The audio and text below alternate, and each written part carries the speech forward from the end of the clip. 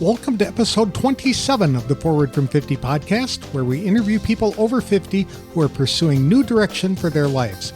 It's an opportunity for men and women to tell their stories, their way, in their own words. I'm Greg Gabbard, the founder of Forward from 50, and your host for today's show. Today I'll be interviewing a Missouri man who hung on to a dream for more than 40 years before finally taking a vital first step toward making it a reality. Perry Gabbard worked as a logistics engineer for two major aircraft manufacturers. But while he was in college, Perry picked up a brochure about hiking along the Pacific Crest Trail. It's a 2,650-mile border-to-border backpacking trail that follows a path from Mexico to Canada along the top of some very large mountains. Perry's interest in long-distance hiking started when he was 16 years old and a high school student taking day hikes while visiting Sequoia National Park. During the hikes, Perry saw signs for distant places like the Sierra Trail. He learned he could actually travel all the way up the highest mountain in the continental United States, which is Mount Whitney, without needing technical climbing equipment. Years later, when his employer offered a severance package to higher paid employees, Perry retired to start his hike rather than waiting until he left his job to begin planning. For Perry, the trip would not only become kind of an adventure, but also a pilgrimage, both spiritually and physically, to overcome some of the things that had taken control of his life. To tell us how hiking the Pacific Crest Trail gave him purpose and clarity, please welcome Perry Gabbard to the show. Thanks for joining me today, Perry. I really appreciate your time. Tell us a little bit about who you are and where you're from and what you did for a living before you turned 50. Thanks, Rick. First off, I really just want to say thank you for what you're doing, because I know it means a lot. A lot of us, as we turn 50 and older, or in my case, 60 and older, you begin to wonder what's life all about. So I appreciate the guests you've had, your podcast, and the way that you're encouraging so many people. So thanks for what you're doing. Yeah, so I grew up in the West, in California, did a lot of backpacking and things like that. Through my college years and military, we seemed to move further to the east, and we ended up in St. Louis working for McDonnell Douglas and Boeing. I had almost a 7-year stint as a aircraft mechanic, and I had finished my degree while I was there. And those two things together helped qualify me for a field that we might summarize called supportability, looking at new designs, analyzing them, and helping prepare for a new design as it reaches the field, and new mechanics are going to use that, and also help impact the design for supportability. So a lot involved with that. Later in my life, got involved with program management and advanced designs and a lot of fun stuff. I am a father of 3 boys. My wife and I been married 46 years in a few weeks, and just loved raising the boys, having a great time of going on adventures with them, and also now having 5 grandchildren. And perhaps that's the greatest joy in our life, is seeing our grandkids as they grow. Grandkids are a blessing, that's for sure. Oh, my goodness. Yeah. What was the most important thing or best thing that you accomplished before you turned 50? Yeah, all of those personal things are very important. And I have to say, too, for me and my personal relationship as a Christian with my Lord and Savior, my accomplishments involved a lot of, I reached the height of my career field in helping lead teams, working in a role that was a lot like a technical fellow without having the title. So traveling around the country, working for Boeing, doing a lot of work on new designs, and feeling like we were making a difference within that field for people who would be doing what I used to do ages ago, working on them, helping in some way that their life might be a little easier, to help maintenance and other things. So and that was fulfilling. I always thought I wanted to do that, but probably impacting the lives of young people through involvement in different activities with church. And that's very important. And being able to see many of them later in life and knowing that you just had a small part in being a part of that relationship, that's really pretty precious. Now, after you turned 50, your life took an interesting twist and you went on I guess you'd call it an adventure, right? So when I was in college, I had picked up a brochure about something called the Pacific Crest Trail. It's one of three basically border to border trails that backpackers will travel. So I dreamed of doing that for 40 years. And so after turning 50, I had the chance at the age of 57 to take that long trek, 2,650 miles from Mexico to Canada, doing that over 4 long years, summers, 4 long hikes, and really fulfilling that long-term dream. And then finally, in the last couple of years, I finished a book about it, and it's been exciting to share that. And I appreciate the chance to talk a little bit about that. Were you hiking all by yourself or did you go with a group of people? Yeah, a really good question. A lot of people wonder about that. I began on my own without any partners. There were points along the way that I synced up with people several times to hike in small groups. So I think there were basically 3 different groups at different times, but probably I would say maybe as much as 2/3 of the trip where it was a lot of solitude, seeing hikers, talking to people, occasionally camping with someone, but much of that time alone. With these groups, did these occur because they were planned or were they unplanned encounters? Yeah, very good question. They were unplanned. For the most part, we call them a trail family. There's a nickname called Tramily. And you tend to find each other at the same place and time and traveling about the same speed. You get along together. And so you decide to join up and travel as a group. And of course, there's a lot of joy in that. Lots of different people from all over the world travel on these hikes. It was very interesting. Usually the problem would be when you come to a resupply town is that perhaps they had chosen a different town and a different place, and you have to leave the trail to go get supplies. Or sometimes people may become injured or other reasons, other personal reasons they have to leave the trail. At that point, we have a phrase that is HYOH, and that's hike your own hike. Ultimately, you have to say goodbye and you take off. And then every now and then you might meet some other folks. So it's comes and goes, ebbs and flows. I would say it's probably, I don't know. I don't know how typical it is that you're with the same group all the way. I read about it, but I didn't experience that in particular. One thing about the Pacific Crest Trail, and I think it's important to note that it's the crest, you're going over the mountains, not along the coast. But it's neat that interesting or different that yours does not really go through a lot of towns when you're on that trail, as opposed to the Appalachian Trail where they have towns all over the place that the hikers are encountering. Yes. The nature of it is it's a little more remote, which it's good and it's bad. There are numerous times when you may have to travel 7, 8, 11, 12 miles, usually by hitchhiking, sometimes having to hike, to a point where you can then get to a town where you have usually one of the approaches is to pre-package and ship your resupply packages to that location. That's pretty typical. And the PCT is more remote in that regard. And so it's a little bit of a challenge. I had never hitchhiked a day in my life. And yet it also opens you up to the experience of really meeting complete strangers in a way that I call it the kindness of strangers. People don't even know you.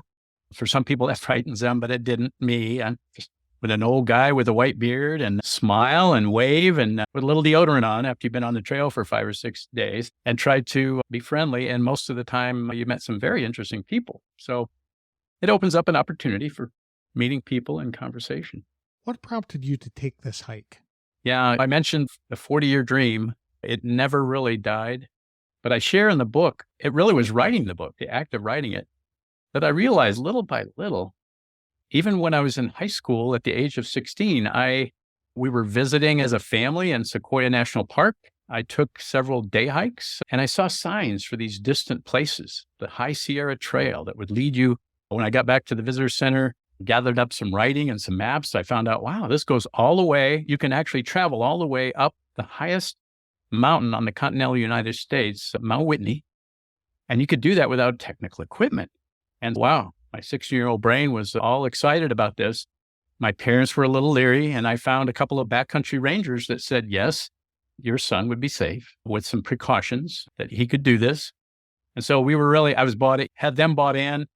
I don't want to take away from, there's something rather exciting in chapter 3 that happens, that basically something a little tragic with a friend of mine on a separate trip, that caused my parents to cancel that trip.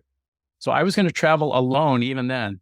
So I grew up an only child for 12 years before we adopted my sisters.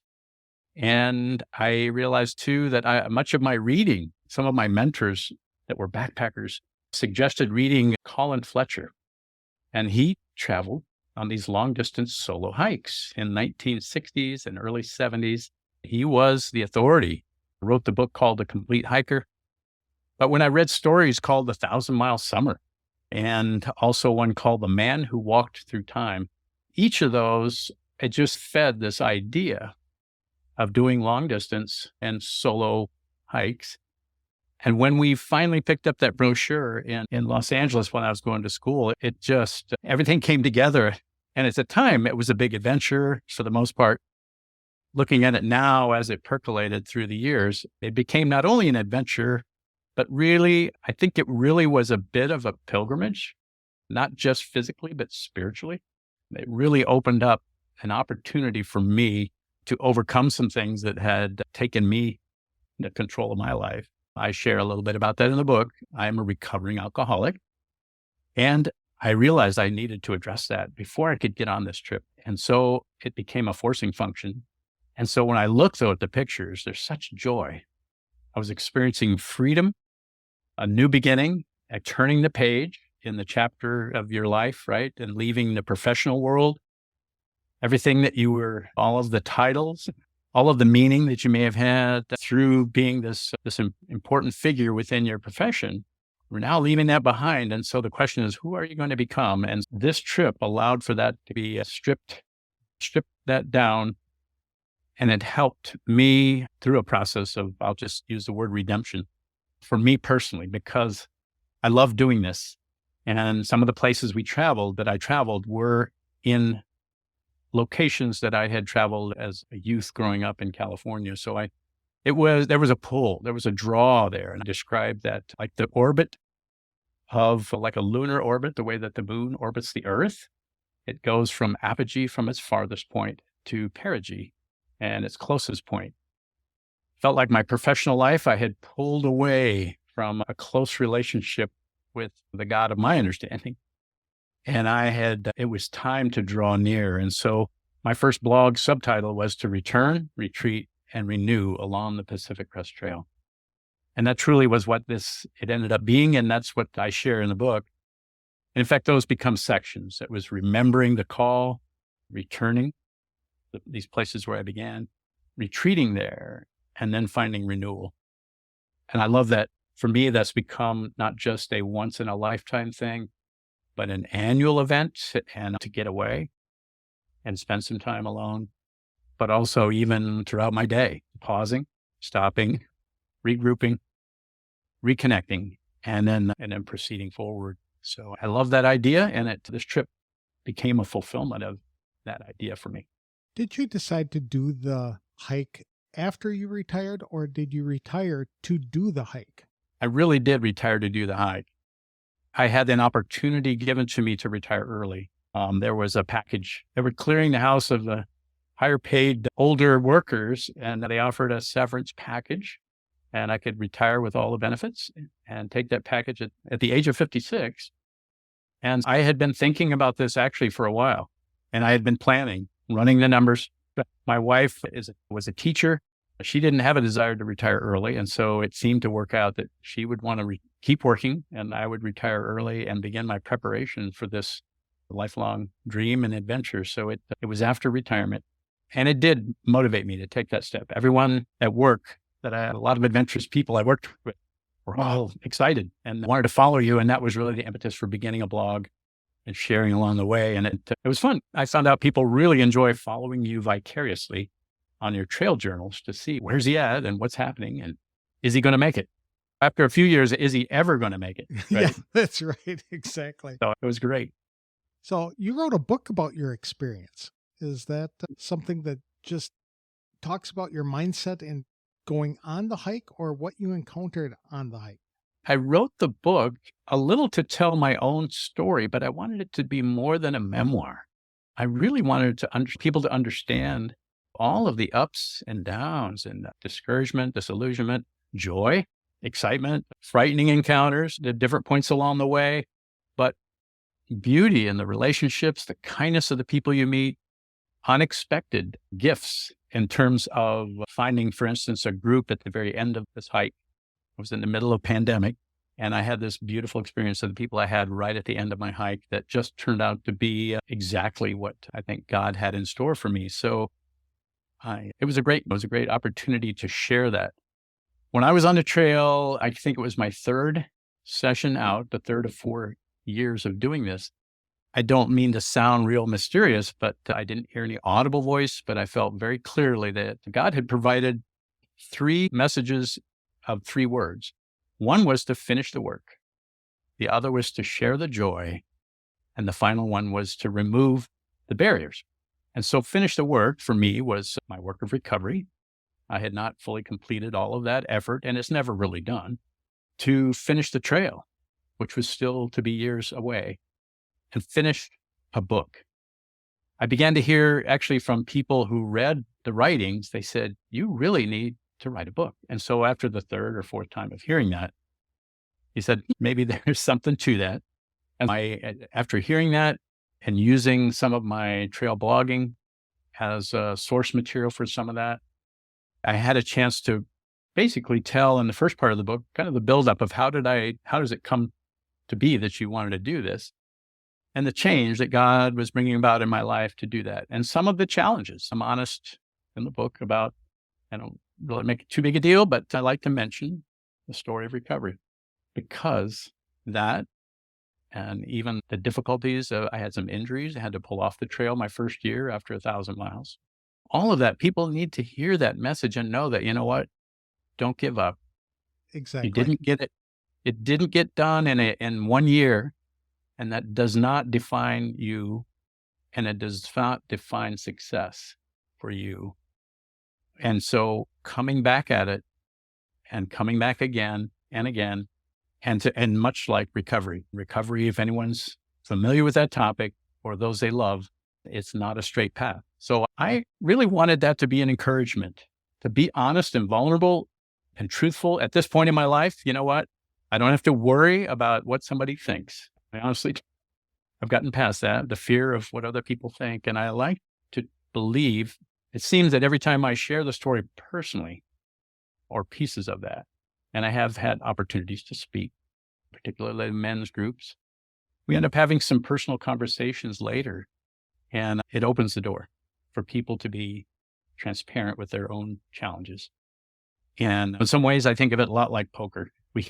You ante up, and pretty soon, other people are willing to say, yeah, you've opened the door. And let me tell you, I have some challenges.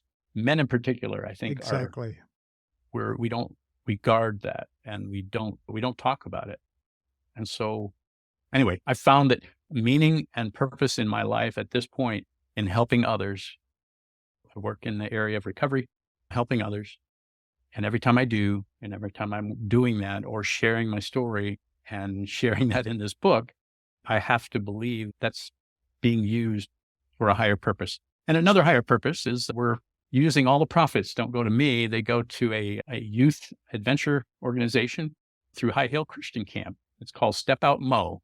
Not only Mo as in Missouri where we live, but also from Mo Adventure, Mo Growth, and Mo Service. So we've had one event. We got that started this year after the book launch.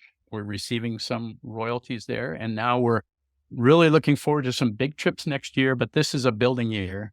And so we had 26 involved with a activity in May, and we're getting ready for another one in August here. So so that idea of sharing the joy through speaking, through writing, and through these events, providing opportunities for other people to experience something like this. I don't want anybody to think they need to do an extreme, crazy through hike. That was my thing. And there are a few, very small percentage of people that may be inspired to do that, but just stepping out. So the book is called Stepping Out, on an adventure of faith, what I learned about trusting God while on the PCT. And so I find that theme of just stepping out, encouraging people to step out your door. We're insulated in our houses, our HVAC system, sometimes our heating, we stay indoors. That's right. Was your family supportive of this? How did they react when you said, hey, I'm at 57 years old, going to go hike along the entire Pacific Crest Trail? I would say that generally they were supportive. There are many friends and some members of family who I think it was rather quizzical because it's not something that they might do. We took our boys backpacking and did that. Several of my boys totally love it, get it. We're excited about it. I think others, what are you doing? Especially the idea of disappearing for what could have been 5.5 months at a time. It turned out to be several months or a month at a time. That's people get concerned, and I understand it. And so there's different levels of understanding and encouragement. I describe it in the book. I said it was sometimes you get a look like you might as well say you're going to go walk on the moon. You're going to what? Especially for Midwesterners. What is this? Through hiking. That's right. We can't imagine walking from Texas to the top of Minnesota through all the cornfields and things like that. No. Yeah. What was it like to be disconnected on the trail completely? No email, no telephones, nothing. Yeah. So I did have a safety device. The whole time I was out, I had a one-way device. It was a spot little device, and I had preset messages. And as long as I could acquire a GPS signal, I could send a preset message. And it was always the same one that I chose. And that was, hey, I'm fine. Love you. I'm at or near where I'm supposed to be. And so it would actually send my family and whoever, the other friends that were following, a link, and they could click that link and actually open up a topographic map, and they could see exactly where you're at when you were sending that signal. There was occasional cell phone coverage. So yeah, it's a little bit different. You tend to get a lot done when you're in a town or when you have cell phone reception and you're trying to upload your latest blog entry, or you're trying to ask for some kind of change in what gear you're going to need and that sort of thing. So it's not quite, for most people, it sounds pretty frightening, but I don't think it's as frightening as it could be. There are now, and I actually have acquired two-way devices in which you can receive as well as send real like text messages. The Garmin. I think a lot of people would find it difficult not only to do the hike, just the physical challenge of doing that, but to be alone, completely alone with nobody else around you and your thoughts for weeks at a time. Was that concerning for you, or how did you react to that? I'll say at different times, I reacted in different ways. My second time out, I explained I became a little bit disillusioned. When I came back, a little disillusioned with the experience, that the people I was meeting and some of the interactions, and some of the circumstances. And I share about meeting a guy who had lost his wife a couple years before. He was a gentleman from Australia, a wonderful man, but I told him, yeah, I'm about to celebrate my 39th anniversary. And he looked at me and he said, what are you doing here, mate? And I have to be honest, for the week after, that question kept echoing in my head. And I thought, what am I doing here? Is this just about you? Yeah, there were discouraging moments, disillusionment. I came home, took a year off, but eventually that desire came back to finish it. So the loneliness for me was an opportunity to draw near to my God. It sounds real romantic or real mystic. I'm not a super spiritual person. It gave me an opportunity to learn to trust, to learn to have faith. And I didn't just wake up and do this one day. I progressively did more independent hiking, and you get used to that. And so there's strategies and things. And there's a wonderful Psalm 91 that I share in the book that just became I think it's called the Warrior Psalm that soldiers often recite, but it just talks about God's presence and assuring you that he's right there by your tent. He's keeping bad things at bay. It was interesting, even in 2020, it talked about even the plague and the pestilence, that he would help you. So it's not a guarantee, but it's certainly a reassurance that God's with you. You're not alone. So I felt that a faith muscle was being stretched and grown. And ultimately, I feel today I grew in ways that I never would have had I not taken this opportunity to. So starting with small trips and expanding more and having opportunities to be alone. I did meet up with my wife a few times along the way. I met up with some friends that decided to come out and meet me. So it wasn't all complete solitude. And That's I neat. am an extrovert. So that's a challenge for an extrovert to be alone that much. Exactly. What kind of preparation was required to do this in the terms of physical training, financial investment, and that type of thing? Wow, that's a good question. So I am by nature. My field was integrated logistics support, and logistics was all about planning and having everything available when you need it. I went into hyperdrive for a year beforehand. This is my week. I'll take 2 weeks to just examine all the alternatives for my tent or my backpack. When down the list, I would read and consume just all kinds of information. Now we have so many forums and groups that are helpful, books and resources that make it much easier to plan for and learn how to go about this. So I had to completely retool my hiking. I had a lot of backpacking equipment, but almost all of it was jettisoned. And so little by little, you make decisions through each of those different gear choices. My training, I had been a runner and a long distance runner at times, and it taught me a lot. I even had a chance to I did marathoning, and then I even did what's called ultra marathoning. And it's interesting. It sounds crazy, but you actually back off your speed because you're going such long distances. And if you come to a hill, you just power walk the hill. You don't run and aggressively pursue it. So I learned about how do I feed myself to keep myself going. And I learned some of those things along the way, my food choices, all the little things along the way. And even if you ever watched the movie Wild, Reese Witherspoon goes on the Pacific Crest Trail, and it's more of a redemption story, but you see her starting off with this monster pack. And we have a phrase, I think almost all through hikers say that the trail will school you. You may make a lot of changes along the way. But my preparation physically, I would each year that I knew I was going, I would set out a training schedule, much like I did my running, and I would hike greater and greater distance, begin to hike with my pack and slowly add weight to it.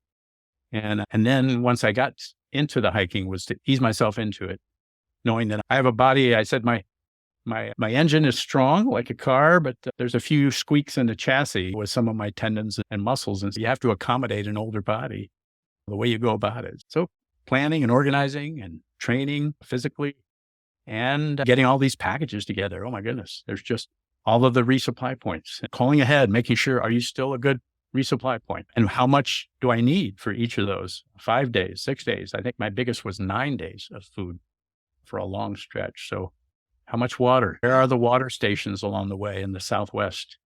Those are all, water becomes an all-consuming thing, especially the first 700 miles of the trail. But there's tools, things called a water report, at least when I was doing it, where people would crowdsource a document and tell other hikers, I was just there so many days ago and the flow of water was this good or not. Okay. Don't go off trail 2 miles because there's nothing there. All of those sort of comments were gathered in a water report and were made available to others. So you really benefited from the technology. From a cost perspective, what did it cost you to prepare for this and to go on that hike? Yeah, that's a good question. Just the gear choices alone, I ended up probably, I just threw out a high number. I'm guessing I might have spent as much as $800 on gear. There were some choices that really reduced weight that I chose to spend a little more. And I have to be honest, I had a privilege of being retired with a pension, and I could afford maybe some things that younger hikers might not. And then, the places having to stay, I chose to be able to stay at times in a hotel or a hostel. And so again, you know what? I've never really sat down and calculated the cost. I'd be willing to bet that I spent $2,500 to $3,000 for all the specialty food and items and things that you needed to get you, 2,600 miles, plus stopping off. And then you have airfare traveling. So that's still far less than I expected it to be. So that's cool. Yeah. What kind of challenges did you encounter on this journey? Yeah. Good question. I think the biggest challenges when you look at it really are mental. There are great physical challenges. I think you slowly get used to that, but there's a lot of keeping yourself mentally positive and in the game and not letting things discourage you. I, for me in recovery, the triggers of we use HALT, the acronym. Am I hungry? Am I angry? Am I lonely? Am I tired? HALT.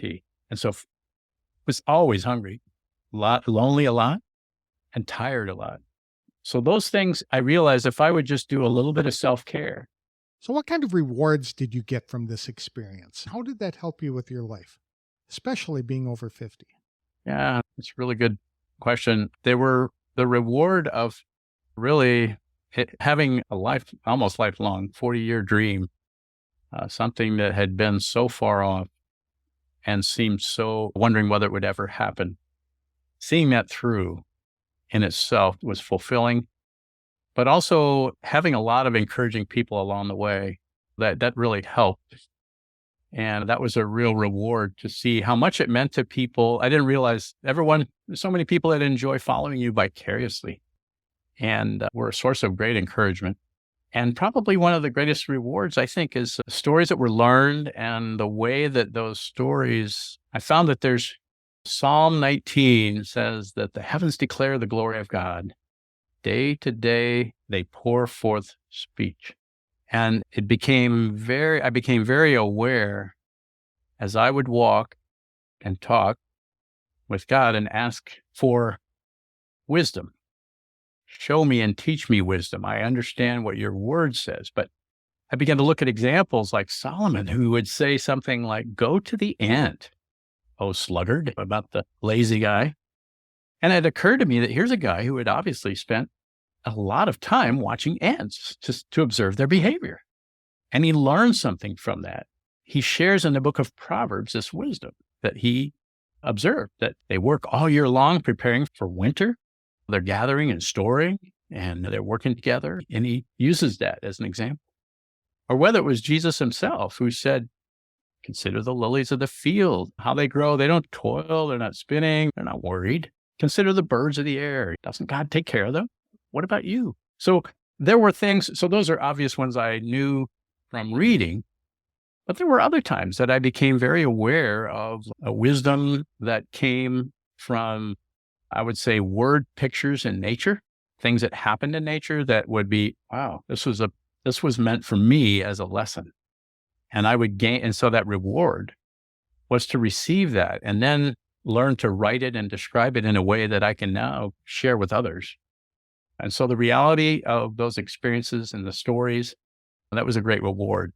And frankly, the overall learning to trust and grow in my personal faith in this whole experience, that was probably the biggest reward. I feel today that my relationship with God, having removed some of those barriers that were in the way, sharing the joy of walking and talking every day, that is a newfound reward that is greater in this season of life after the hike.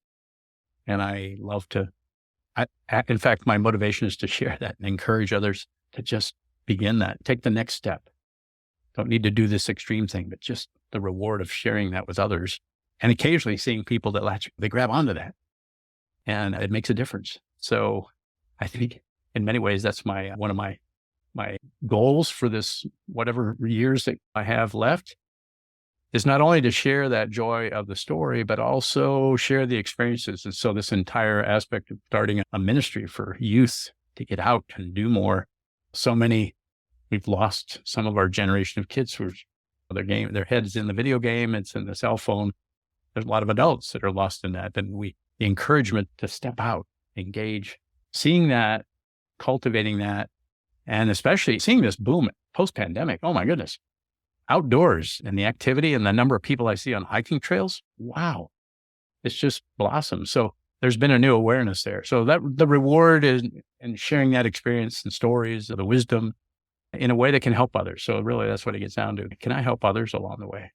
I would imagine there's a sense of accomplishment as well, especially when you were forced to leave the trail in your first year and you kept going back doing pieces and pieces of it, because I think you'd probably have had regret if you didn't finish it at some point. Yeah, you're really right. After I was so disillusioned, openly wondered as I wrote was maybe that was it. Maybe I really wasn't meant to do the whole thing. And maybe this is all, I just was meant to learn something and I never really finished it. But yeah, it was very emotional when I did get to complete it, the feeling of taking that final step on a 2,650-mile journey. Many things had, as I described it, attempted to get in the way of that. And even we had a personal health issue in our family. In 2019, I had been physically in place to finish the whole thing. All the boxes were prepared and a couple were shipped. And I was in Portland, Oregon with a cousin and I received a text message literally the day before I was to begin the hike that told me there was a significant health issue with a loved one at home. And I immediately that night, I was back in St. Louis by the morning. I wondered oh my goodness, is it ever going to happen? And then pandemic. Yes. I share about that in the book. The Pacific Crest Trail Association issued us all permits when we applied for them and then came back and said, don't go. And I thought, oh my goodness, here we are. Something else is going to be in the way of this. Eventually, I share that story. The U.S. Forest Service stepped in and said, you know what? They're the ones with real authority here. And they said, if you have a valid permit, you're good to go. 2 months after the fact. But the whole time, even today, the Pacific Crest Trail Association will not recognize 2020 through hiker finishers. I'll just say that's the left coast. Isn't that interesting that they choose, because you chose to go, we were called rogue hikers. You were out there doing a rogue thing. So anyway, there was a sense of, am I ever going to get this done? And so it made the completion of it that much sweeter. And yeah, I'm glad. And then to be able to write about it. It would have been an incomplete story had I not finished. So is this ministry that you're doing with the youth, is that your new sense of purpose, or are you still working somewhere? I am not. So I say a lot of volunteer work. And then this new effort with the youth, it doesn't occupy at this point a ton of time. But the camp that I'm working with, I love to do camp work, physically working there to improve the wilderness area of that. There's a real personal mission and a little bit of speaking and writing.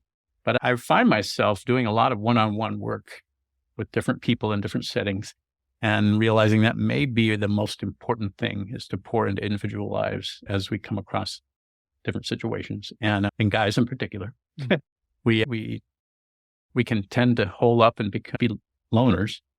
And so, yeah, I stay busy, not with a job, so to speak, but very much an avocation and working all of this together to really serve a higher purpose. Are you still in touch with some of the people you met on the trail?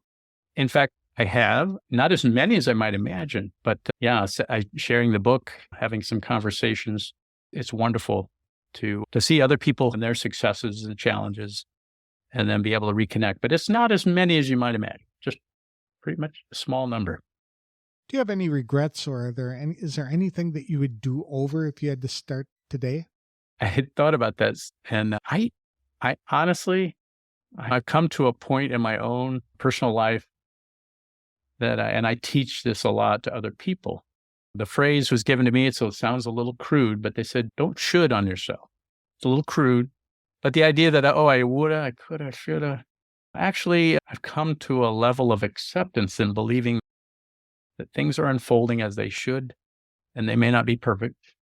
And I make a lot of mistakes, but that somehow together between my choices and my life and God's purpose and will and his sovereign power in my life, somehow that comes together to co-author my life. And so it's not a fatalism, but I think there's a level of acceptance. And so I look back and say, oh my goodness, I wish I hadn't been lost in a bottle for so many years. But you know what? That has not been wasted. That experience has enabled me to be of use. Now that I'm healed, I can be of use to other people. And there was a time when I greatly regretted that. I still see some damage in some relationships that some people choose their program to work, but I love and accept them. And so I'm going to say at this point, no, things have happened as they have. And I'm glad that's all been of use. And I have enough life ahead of me, I pray that I can use that to help other people in some way. My experience, your strength, your hope. How did I get through that? Together, my wife and I have been through unemployment, infertility, cancer for my wife, on and on, all of life's circumstances. Losing my mom at a relatively young age, a lot of things but each of those, rather than at the time, I had your struggle and think, what in the world is going on? And yet later, as we look back, we begin to understand and see some kind of understanding of how that can be used to help build us into the person that we're meant to be and accomplish our life's purpose. That's an excellent perspective. Is there any advice you would give to people over the age of 50 to either help them identify or pursue their passions? I love putting little quotes in each of my chapters of the book. But chapter 1 is something that I hold on to and I share a lot with others depending on the person I'm signing a book for. But it's C.S. Lewis's quote that said, "You're never too old to set another goal or dream another dream." And it was just last night we were watching the movie, The Mule with Clint Eastwood. But there is a song that ended up being played at the end of that Toby Keith wrote. If you're a country western fan, he and Clint Eastwood were at a charity fundraiser golf event, and Toby asked Clint, I forgot how old he was, he's in his mid-80s, but he said, what keeps you going at this age? He said, every day I get up and I don't let the old man in. And from that, he wrote the song, Don't Let the Old Man In. And you have to Google it if you haven't heard it already. But to me, I said several of those become a mantra that I love to share with others. I was just talking with my father this morning. He's struggling in his health. He just had a meeting with a health professional about getting a little scooter to get him around. And that's a big step. But I was reminding him of one of his brothers that went through a similar experience. And I said, you know what? There was still meaning and purpose and things that you can do, even in that it seems that we've lost our independence. It seems that I've lost the ability to do what I used to do, but there are many things you can do. And I tried to gently remind him. I said, you can call, you can text, you can write. There's a lot of way that you can be of encouragement in sharing your story and sharing your life, even at this point where it seems that you're coming to the end.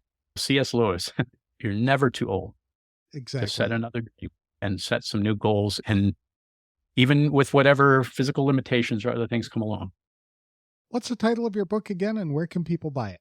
It's called Stepping Out on an Adventure of Faith. You can buy it on Amazon. We're not with other publishers yet. We'll be working on that in a few weeks here.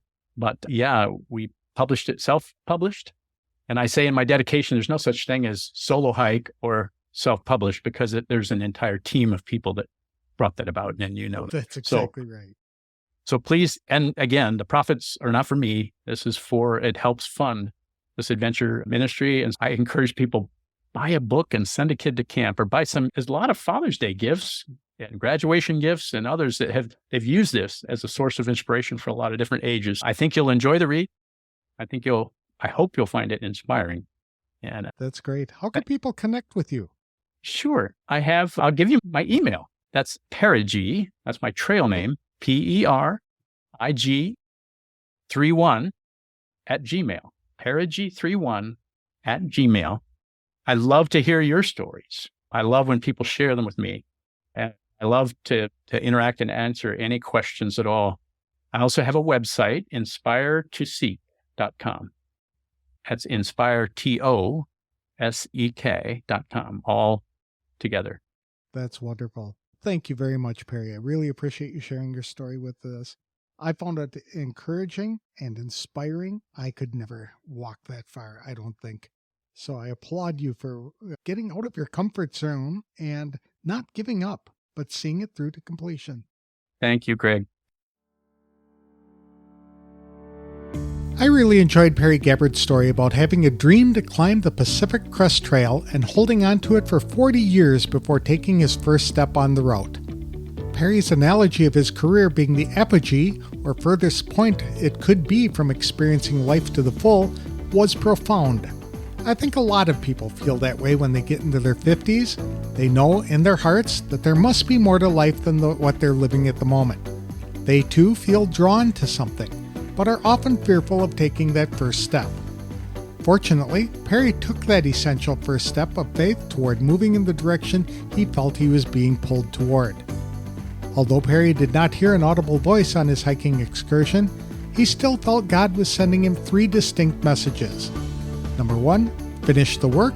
Number 2, share the joy. Number 3, remove the barriers. Finishing the work involved completing the steps to overcome an alcohol addiction, as well as actually completing the trail after 4 long summers of hiking. Sharing the joy involved blogging about his adventure to inspire others. It also meant writing a book about his experience and the lessons he learned along the way. The hike worked to remove some faith barriers which stood in Perry's way from having a closer relationship with God. Today he's committed to sharing those lessons with others. Like the rest of us, Perry had some regrets about things he did and didn't do in life. But he knows those years were not really wasted because they led him to a point where he knew he needed God to get back on track. Perry tells people all the time they shouldn't should on themselves because to dwell on the woulda, shoulda, couldas of life is unproductive. Although he admits to making many mistakes in life, somehow his choices and God's purpose, will, and sovereign power came together to redeem those wasted years. Perry's book, Stepping Out on an Adventure of Faith, What I Learned About Trusting God While Hiking the PCT, is available on Amazon.